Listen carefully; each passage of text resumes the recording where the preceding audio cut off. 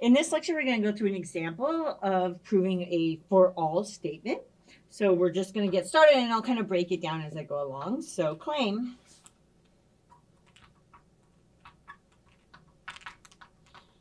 the square of every odd number is odd.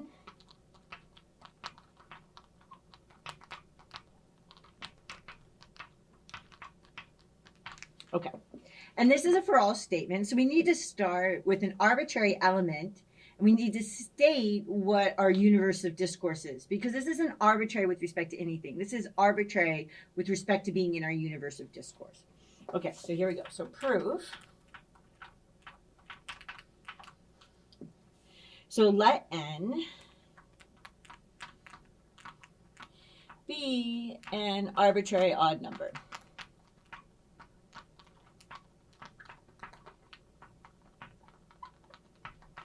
Okay.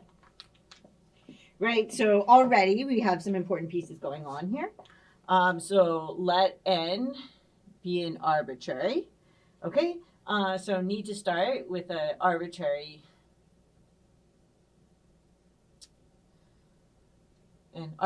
usually named element. Otherwise, how are you going to refer to it?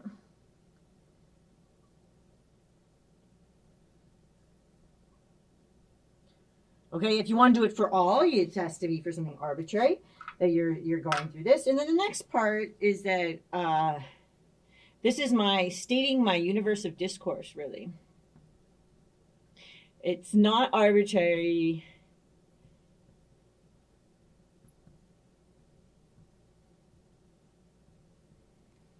Right? It's not arbitrary with respect to being a number. It's arbitrary with respect to being odd. Okay, so this is a universe of discourse that we're talking about. Okay, so the next thing that is very typical to do in a circumstance like this is to write something in a form in which you can actually work with it. So by the definition of an odd number, so by the definition of an odd number, we know that there exists an integer k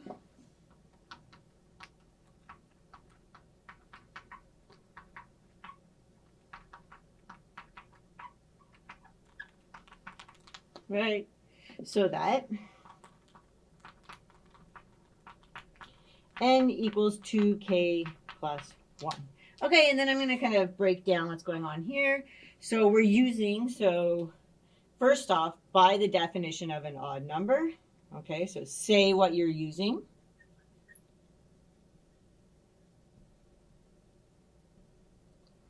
Okay, there exists an integer k such that n equals 2k plus 1. Okay, and so something significant is going on here too. Okay, so what significant thing is going on there, which is that you want to rewrite something in a form you can work with. So if possible,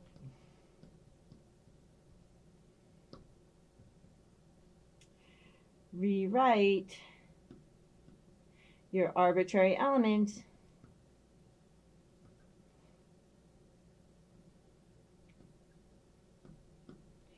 in a form you can work with.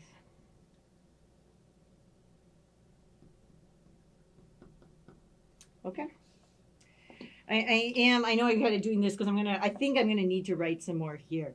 I don't think there's gonna be room going straight down. Maybe, but I don't think so. Okay.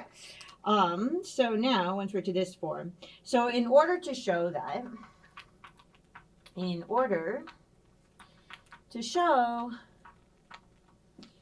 that n squared is an odd number,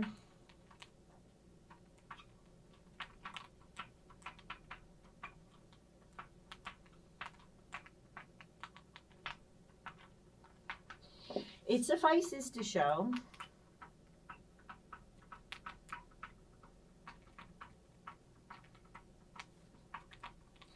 that there exists an integer m such that there exists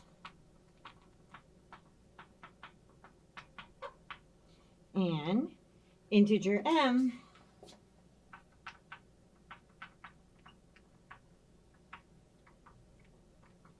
so that n squared equals 2m plus 1. Okay, so there's kind of two things going on here, right? One of them is I always tell students it's really helpful to put in a suffices to show statement. This is good for two reasons. One is to remind yourself what you're doing, like where you're going and what you need to do. The other reason is because you want to remind yourself. You also want to be clear to the reader as to what the style of your proof is, like what you're doing. It can be very easy to get lost in proofs. As a reader, you will see that.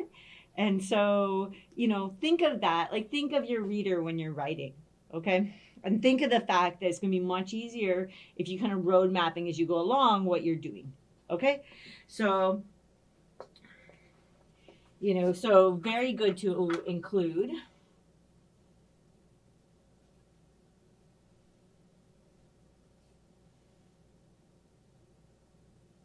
Right? So this is, I'm just going to call this kindness to the reader, but also to yourself. So kindness to reader and self to include suffices to show.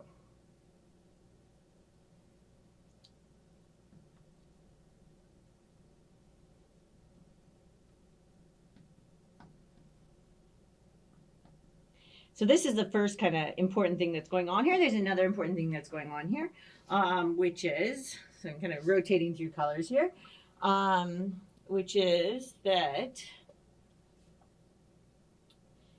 there exists an integer m so that n squared equals 2m plus 1. So the next thing that's happening in here, which is kind of significant, is we've actually shifted into a there exists proof. And you let us know that, and as well as yourself, so you know what style of proof you're doing.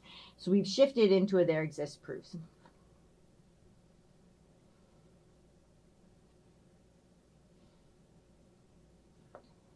Now, you may not have recognized that when you first looked at your kind of the claim that you're going to be doing a there exists proof. This is actually a for all there exists. But you didn't know that until you actually started breaking things down into what they mean in terms of the definitions. Okay, so we've shifted into a for all there exists proof. So we can keep going. So since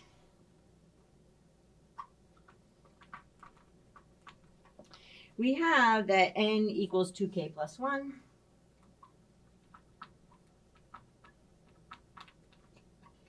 we have, and then a lot of times it's nice to write computations on their own line so that it's easier to see what's going on. So we're just kind of doing a computation here.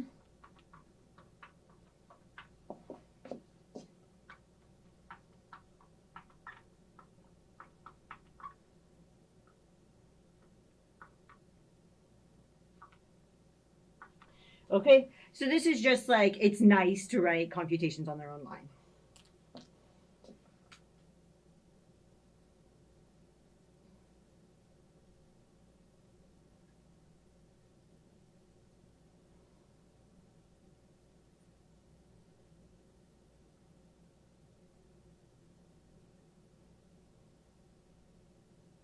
Okay, so now we can keep going. Let's just put a period there. I like seeing things as complete sentences. Okay, now we need to actually show, right? This is an existence proof. So we have that, right? This is really what we're doing is that we're showing that our M works. We haven't stated what our M is yet, but we're showing that it works. Okay, so since k is an integer,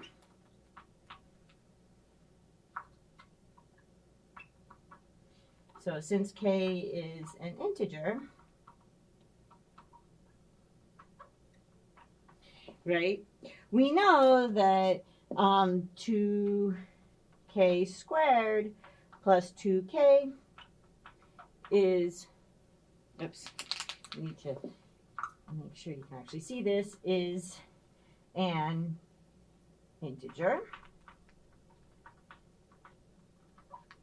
We'll move back up. I think that's getting hard to see. But since k is an integer, we know that this is an integer. You can tell I'm going to be setting that equal to m. So hence, so I'm going to kind of, so it's clear. You know, we need more room for our proof. Okay, so hence, letting m equal, so we have this integer 2k squared plus 2k. Okay, so letting m equal that, we have the desired integer m. So we have the desired integer m, so that, right, what did we need? We need that n squared equals 2m plus 1, right? That was what we were going to need in order for n squared to be an odd number, right? Was to get it in this form. Okay, so I feel like I have a line in my face, and I just, for my own comfort, I'm going to go like that. Okay, I created a hole for myself there. Okay, so we have the desired integer m, so that this is true. And by the definition of an odd number, right? So, and by the definition of an odd number,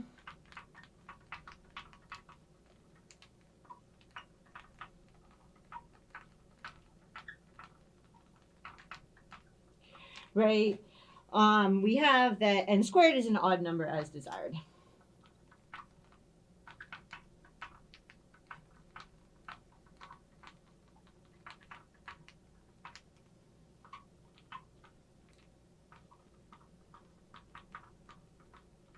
Okay, and so the last part of this, right? And so what have we been doing here?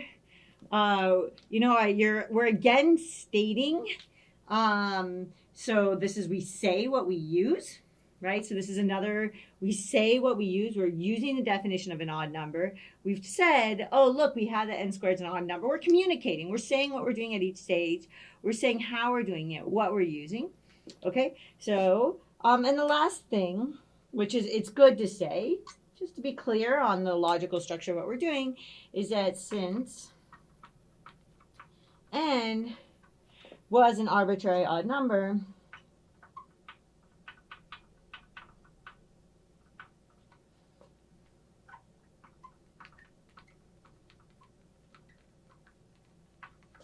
the proof is complete.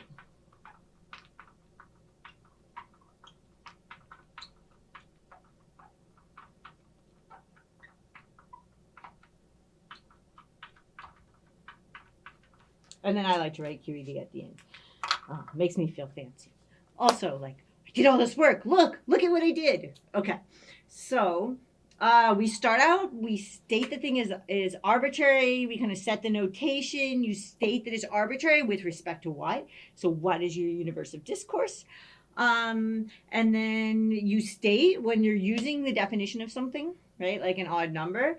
But this is very useful. Having these definitions that give us formulas is very useful because then you have something to work with. Like, this is what we use, right? We used that formula.